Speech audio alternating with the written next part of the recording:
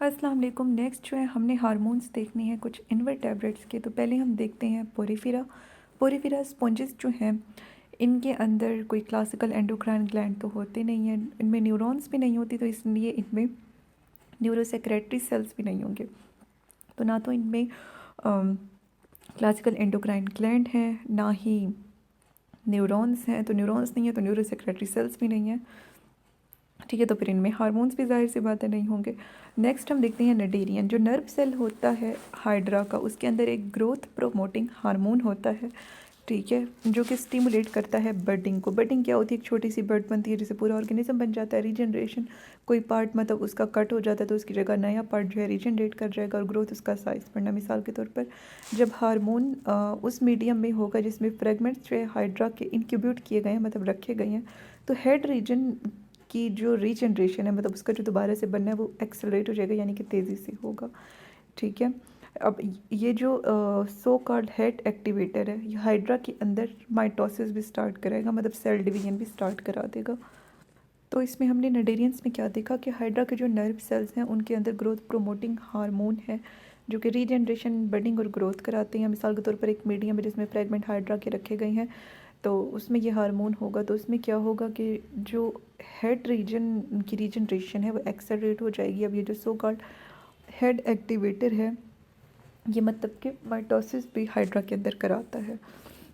Next जो है हमने प्लेटी हेलमिंथीस के देखने हैं। तो जोलॉजिस्ट ने आइडेंटिफाई किए हैं न्यूरोसेक्रेटरी सेल फ्लैटवर्म, यानी कि प्लेटी हेलमिंथीस के अंदर 30 साल पहले ही किए थे। ये जो सेल्स होते हैं ये सेरिब्रल गैंग्लियन में होते हैं। सेरिब्रल गैंग्लियन क्या होता है? ये सेल बॉडीज़ का एक ग्रुप होता है और मेजर नर्व कॉर्ड में भी ये रोप लाइक स्ट्रक्चर होते हैं नर्व्स के, मतलब रस्सी की तरह। फिर वो कह रही हैं कि न्यूरोपेप्टाइड जो ये सेल्स पैदा करते हैं वो रीजनरेशन में काम करते हैं, सेक्शुअल रिप्रोडक्शन में काम करते हैं और गोनेडल मैचुरेशन में काम करते हैं। मिसाल के तौर पर न्यूरोसेक्रेटरी सेल्स जो कि स्कोलेक्स में होते हैं टैपवर्म के, वो कंट्रोल करते हैं शेडिंग को, प्रोग्लोटिड्स की, और इनिशिएट करते हैं स्ट्रोबिलाइजेशन को। तो इसमें प्रोग्लोटिड वो पार्ट होता है टैपवर्म के सेगमेंट्स में जिसमें सेक्सुअल रिप्रोडक्शन के स्ट्रक्चर होंगे, और फिर जब बहुत सारे प्रोग्लोटिड्स मिलेंगे और चेन बनेगी तो हम कहेंगे ये उसकी स्ट्रोबिलाई है, और या फिर ये फिनोमेना स्ट्रोबिलाइजेशन का है। तो इस सारे में हमने क्या देखा? तो इस बारे में हमने क्या देखा कि प्लेटफॉर्म के अंदर इन्होंने न्यूरोसेक्रेटरी सेल 30 साल पहले देखे थे। ये जो न्यूरोसेक्रेटरी सेल होते हैं ये न्यूरो पेप्टाइड्स खारिज करते हैं, और ये जो न्यूरो पेप्टाइड्स होते हैं ये कंट्रोल करते हैं रीजनरेशन को, सेक्सुअल रिप्रोडक्शन को, और इसके अलावा यानी कि न्यूरो सेक्रेटरी सेल्स जो हैं 30 साल पहले फ्लैटवर्म्स में देखे गए, और ये होते किसमें? सेरिब्रल गैंग्लियन और नर्व कॉर्ड में होते हैं, और इनसे जो न्यूरोपेप्टाइड रिलीज होती हैं वो कंट्रोल करते हैं रीजनरेशन को, सेक्सुअल रिप्रोडक्शन को, और इसके अलावा ये जो हार्मोन्स होते हैं जो शेडिंग को कंट्रोल करते हैं प्रोग्लोटिड्स की, और स्ट्रोबिलाइजेशन को कंट्रोल करते हैं। ठीक है, और इसके अलावा ये गुनेड्स की मैचुरेशन भी कराते हैं, और यानी कि प्रोग्लोटिड्स और स्ट्रोबिलाइजेशन को कंट्रोल करने वाले जो मतलब कि न्यूरोसेक्रेटरी सेल्स होते हैं ये टैपवर्म के स्कोलेक्स में होते हैं। स्कोलेक्स क्या होता है? ये इंटीरियर रीजन, आगे वाला रीजन होता है टैपवर्म का, जिसके अंदर सुकर्स और हुकर्स होते हैं जो कि स्ट्रक्चर्स होते हैं अटैचमेंट के लिए। नेक्स्ट जो है हमने निमर्शियंस का देखना है। तो जो निमर्शियंस हैं इनके अंदर सिविलाइजेशन प्लेटी हेलमिंथीस से ज़्यादा होती हैं, और इनका बड़ा ब्रेन होता है जिसके अंदर डोर्सल और वेंट्रल पेयर ऑफ गैंग्लिया होते हैं जो कि नर्व रिंग से जुड़े हुए होते हैं।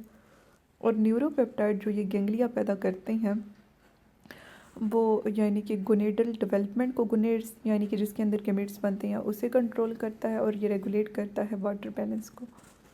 तो इसमें हमने क्या देखा कि इनके अंदर प्लेटी हेलमिंथीस से ज़्यादा सिविलाइजेशन हो रही है। इनका हेड बड़ा है, उसके अंदर डॉर्सल और वेंट्रल पेयर है गैंग्लिया का जो कि नर्व रिंग से जुड़ा हुआ है।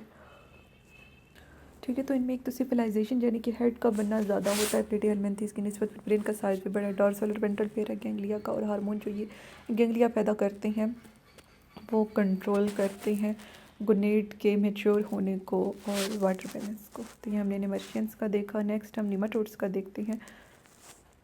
तो निमाटोड्स में वो कह रही हैं कि अगर कोई क्लासिकल एंडोक्राइन ग्लैंड ऑब्जर्व तो अभी तक निमाटोड्स में नहीं हुए, लेकिन ताहम इनमें कुछ न्यूरो सेक्रेटरी सेल्स होते हैं जो कि इनके सेंट्रल नर्वस सिस्टम के साथ पड़े होते हैं। अब न्यूरोपेप्टाइड जो ये पैदा करते हैं नर्वस टिश्यू, वो एक डायसिस को ओल्ड क्यूटिकल की कंट्रोल करता है। न्यूरोपेप्टाइड रिलीज़ होता है नई क्यूटिकल के बनने के बाद, और ये स्टिमुलेट करता है एक्सक्रीटरी ग्लैंड को। फिर वो जो एक्सक्रीटरी ग्लैंड होता है वो एक एंजाइम रिलीज़ करता है जिसका नाम है ल्यूसीन अमाइनो पेप्टाइडेज, जिस स्पेस में चला जाएगा जो कि ओल्ड और न्यू क्यूटिकल के दरमियान होगी। फिर वो कह रहे हैं कि जब फ्लूइड इस स्पेस में आ जाएगा तो उससे क्या होगा कि ओल्ड क्यूटिकल सप्लेट हो जाएगी और वो शेड हो जाएगी, यानी कि गिर जाएगी।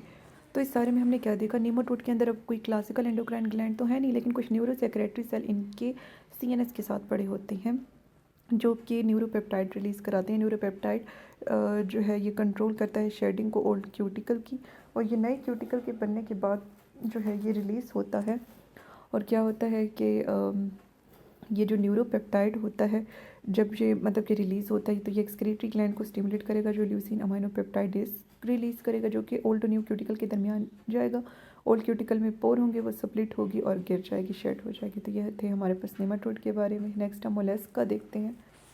तो मोलस्क में देखें कि इसमें रिंग होता है गैंग्लिया का, जो कि मतलब कि सेंट्रल नर्वस सिस्टम के साथ होता है मोलस्क में। अब उसके अंदर जो है न्यूरो सेक्रेटरी सेल्स होंगे। न्यूरोपेप्टाइड जो ये सेल्स पैदा करते हैं वो रेगुलेट करता है हार्ट रेट को, किडनी फंक्शन को और एनर्जी मेटाबॉलिज्म को। तो इसमें क्या है, इसमें रिंग है गैंग्लिया का जो CNS के साथ पड़ा है। गैंग्लिया का रिंग CNS के साथ पड़ा है, उसके अंदर बहुत सारे न्यूरो सेक्रेटरी सेल हैं। अब ये न्यूरो सेक्रेटरी सेल जो न्यूरोपेप्टाइड रिलीज़ करती हैं वो हार्ट रेट को, किडनी फंक्शन को और एनर्जी मेटाबॉलिज्म को मोलस्क में कंट्रोल करती है। नेक्स्ट इसका हम देखते हैं।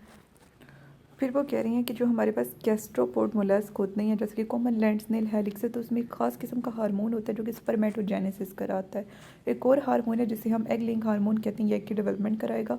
और ओवरी और टेस्टिस से जो हार्मोन आते हैं ये स्टिमुलेट करते हैं एक्सेसरी सेक्स ऑर्गन को। फिर वो कह रही हैं कि सारे लैंड स्नेल के अंदर एक ग्रोथ हार्मोन होता है जो कि शेल की ग्रोथ को कंट्रोल करेगा। सिफालोपोड जैसे कि ऑक्टोपस और सिक्विड में ऑप्टिक ग्लैंड होता है, उनकी जो आई का स्टाक, आई वाली जगह है वहाँ पर वो एक या उससे ज़्यादा हार्मोन पैदा करेगा जो कि स्टिमुलेट करते हैं एग की डेवलपमेंट को, प्रोलिफरेशन कराते हैं स्पर्मेटोगोनिया के, मतलब उसके पार्ट्स को सेपरेट करवाते हैं और डेवलपमेंट करते हैं उसमें सेकेंडरी सेक्सुअल करेक्टर की, मतलब वो करेक्टर जिससे पहचान होती है कि ये मेल है, फीमेल, ये फीमेल है।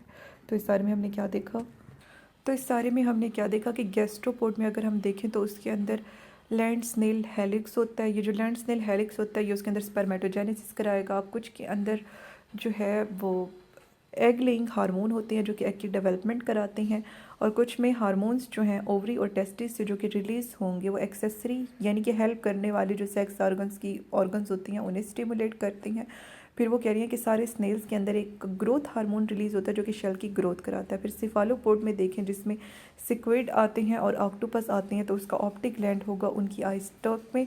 अब ये जो ऑप्टिक ग्लैंड उनके अंदर होता है ये कंट्रोल करता है सेकेंडरी सेक्सुअल करैक्टर को, प्रोलिफरेशन कराएगा स्पर्मेटोगोनिया की, ठीक है, और एग की डेवलपमेंट करेगा। तो इस सारे में हमने क्या देखा, तो मोलस्क में हमने देखा कि इनके अंदर कोई क्लासिकल एंडोक्राइन ग्लैंड तो है नहीं, इनके अंदर न्यूरो सेक्रेटरी सेल्स होंगे जो कि न्यूरोपेप्टाइड रिलीज़ करेंगे जो कि हार्ट रेट, किडनी फंक्शन और एनर्जी मेटाबॉलिज्म को कंट्रोल करेंगे। फिर गैस्ट्रोपोड में हम देखें तो उसमें जो लैंड स्नेल हेलिक्स होता है उसमें वो जो हार्मोन होता है वो स्पर्मेटोजेनेसिस कराता है।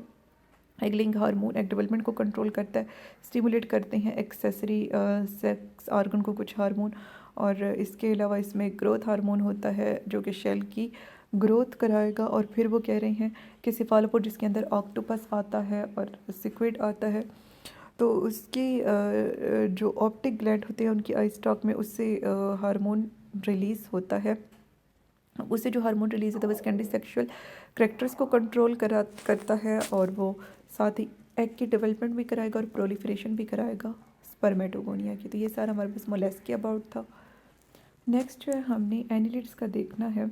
वो कह रहे हैं कि एनिलिड्स जो है इनका वेल डेवलप्ड जो है और सिफलाइज्ड नर्वस सिस्टम है, वेल डेवलप्ड सर्कुलेटरी सिस्टम है, बड़ा सिलोम है, और इसी तरह इनका well developed endocrine control system भी है। तो ये सरप्राइजिंग नहीं है क्योंकि बाकी चीज़ें वेल डेवलप्ड है तो इसलिए ये भी वेल डेवलप्ड है। फिर वो कह रहे हैं कि बहुत से एंडोक्राइन सिस्टम जो होते हैं एनिलिड्स के उनमें मतलब कि क्या क्या आता है, यानी कि उन एंडोक्राइन सिस्टम जो होती हैं एनिलिड के उनमें मॉर्फोजेनेसिस इन्वॉल्व है, मतलब उनका शेप चेंज करना।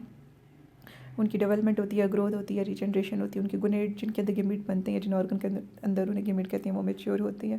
मिसाल के तौर पर पॉलीकीट में देखें तो जो जुवेनाइल हार्मोन होता है वो यानी कि इनहिबिट करता है गुनेट्स को, और यानी कि स्टिमुलेट कराता है ग्रोथ और रीजनरेशन। गुनेट को इनहिबिट करके ग्रोथ और रीजनरेशन कराएगा। तो इस सारे में हमने क्या देखा कि एनिलीड्स का वेल डेवलप्ड और सिफलाइज्ड नर्वस सिस्टम है, इसके साथ इनका वेल डेवलप्ड सर्कुलेटरी सिस्टम है, इसलिए इनका वेल डेवलप्ड एंडोक्राइन सिस्टम है। अब इनके एंडोक्राइन सिस्टम के अंदर कौन कौन से प्रोसेस इन्वॉल्व होते हैं?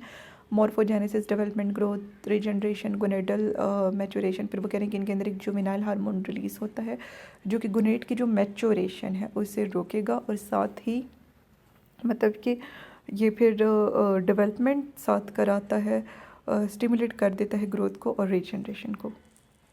और इनके अंदर एक और हार्मोन होता है जिसे हम गोनेडोट्रोपिन कहते हैं, यह कि डेवलपमेंट कराएगा। ये गोनेडोट्रोपिन जो होता है लीचीज़ के अंदर जो है न्यूरोपेप्टाइड होती हैं जो कि गेमीट की डेवलपमेंट कराते हैं और कलर चेंजेस को ट्रिगर करते हैं, मतलब बढ़ाते हैं। ऑस्मो रेगुलेटरी हार्मोन भी ओलिगोकीट में देखे गए हैं, और हाइपरग्लाइसेमिया हार्मोन जो है वो इस ब्लड के अंदर ग्लूकोज के लेवल को मेंटेन करता है, और इसे रिपोर्ट किया गया है ओलिगोकीट लुम्ब्रिकस के अंदर। तो इस सारे में हमने क्या देखा?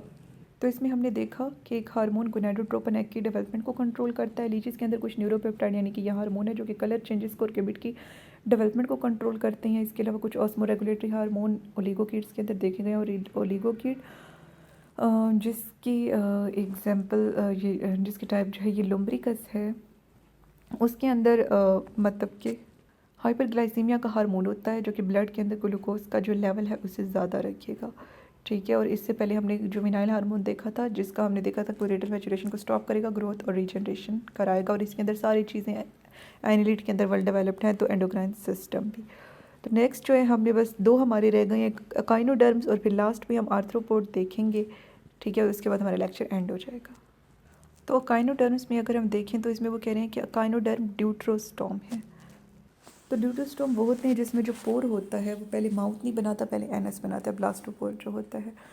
ठीक है, तो फिर वो कह रही हैं कि ये अलाइड हैं, यानी कि मिलते तो हैं कॉर्डेट्स के साथ, कॉर्डेट से ज़्यादा मिलते हैं अपने प्रोटोस्टोम जो इनके इनवर्टेब्रेट्स हैं, जो कि इनके एंसेस्टर में भी आ जाते हैं उनकी निस्बत। फिर वो कह रही हैं कि एंडोक्राइन सिस्टम जो है अकाइनोडर्म का, उसकी कुछ इंसाइट हैं एवोल्यूशन में। वो कह रहे हैं कि एंडोक्राइन सिस्टम जो अकाइनोडर्म का है उसकी जो कुछ इंसाइट हैं एवोल्यूशन में कॉर्डेट के एंडोक्राइन सिस्टम की, क्योंकि अकाइनोडर्म के हार्मोन और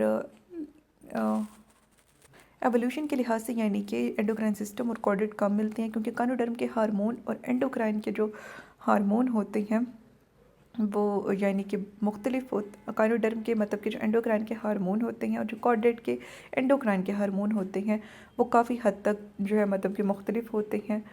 ठीक है, फिर वो कहने के जोलॉजिस्ट हम जानते हैं कि सी स्टार की रेडियल नर्व्स होंगी जिसके अंदर न्यूरोपेप्टाइड होता है जिसे हम गुनेड स्टिमुलेटिंग सब्सटेंस कहते हैं। तो इसमें वो कह रही है कि अकाइनोडर्म ड्यूट्रोस्टोम है। ठीक है, यानी कि इसमें ब्लास्टोपोर पहले एनस बनाता है। तो फिर वो कह रहे हैं कि ये कॉर्डेट से ताहम ज़्यादा मिलते हैं प्रोटोस्टोम इनवर्टेब्रेट के निस्बत, ताहम एवोल्यूशन के लिहाज से ये कम मिलते हैं क्योंकि इनके हार्मोन्स में अच्छा खासा जो है डिफरेंस आ जाता है। फिर वो कह रही है कि सी स्टार होती है, उसकी रेडियल नर्व्स होती हैं जो कि उसकी 5 आर्म्स में फैली हुई होती हैं, तो उससे एक हार्मोन न्यूरोपेप्टाइड निकलता है जिसे गुनेड स्टिमुलेटिंग सब्सटेंस कहते हैं। फिर वो कह रहे हैं कि इस गुनेट स्टिमुलेटिंग सब्सटेंस यानी इस न्यूरोपेप्टाइड हार्मोन को जब दूसरे मेच्योर सी स्टार में डालते हैं तो ये उसके गेमीट्स की शेडिंग मतलब उससे गिराता है, स्पानिंग बिहेवियर यानी कि वो अंडे देते हैं और मियोसिस कराता है उनकी ओसाइट में। फिर वो कह रही हैं कि जो न्यूरोपेप्टाइड होता है ये न्यूरोपेप्टाइड रिलीज़ कराता है हार्मोन जिसे मैचुरेशन इंड्यूसिंग सब्सटेंस कहते हैं, जिसके इसके रिप्रोडक्टिव सिस्टम पर बहुत ज़्यादा अफेक्ट होते हैं। तो इस सारे में हमने क्या देखा? तो इसके अंदर पहले हमने एक हार्मोन का देखा, फिर जब उसे मेच्योर सी स्टार में डालेंगे तो उसके अंदर ये स्पानिंग बिहेवियर मियोसिस ओसाइट में और शेडिंग गेमिट्स की कराएगा। फिर मैचुरेशन इंड्यूसिंग सब्सटेंस ये न्यूरोपेप्टाइड एक हार्मोन ये वाला रिलीज़ कराता है जिसका रिप्रोडक्टिव साइकिल पर असर होगा, और मतलब कि कॉर्डेट और ये जो होते हैं अकाइनोडर्म के ज़्यादा मिलते हैं प्रोटोस्टॉम की निस्बत, हम इनके एवोल्यूशन में डिफरेंस आता है क्योंकि इनके हार्मोन्स थोड़े बहुत डिफरेंट होते हैं। तो पहले हमने क्या देखा था कि जो हमारे पास सी स्टार होती है उसकी रेडियल नर्व्स होती हैं, उससे एक हार्मोन रिलीज़ होता है जिसे जो है हम गुनेड स्टिमुलेटिंग हार्मोन कहते हैं। तो सी स्टार की रेडियल नर्व से गुनेड स्टिमुलेटिंग हार्मोन रिलीज़ होगा, जिससे मेच्योर सी स्टार जो कि कोई और होगी उसमें डालेंगे तो उसमें गेमीट रिलीज़ कराएगा, स्माइलिंग बिहेवियर होगा, ओवरसाइट की में मियोसिस होगी। और फिर वो कह रही हैं कि ये न्यूरोपेप्टाइड जो होता है गुनेड स्टिमुलेटिंग सब्सटेंस, ठीक है, ये न्यूरोपेप्टाइड एक और हार्मोन रिलीज़ कराता है जिसे मैचुरेशन इंड्यूसिंग सब्सटेंस कहते हैं, जो कि जिसके असरात होते हैं इनके रिप्रोडक्टिव साइकिल पर। तो नेक्स्ट जो हम लास्ट देखते हैं आर्थ्रोपोड का, फिर एंड है।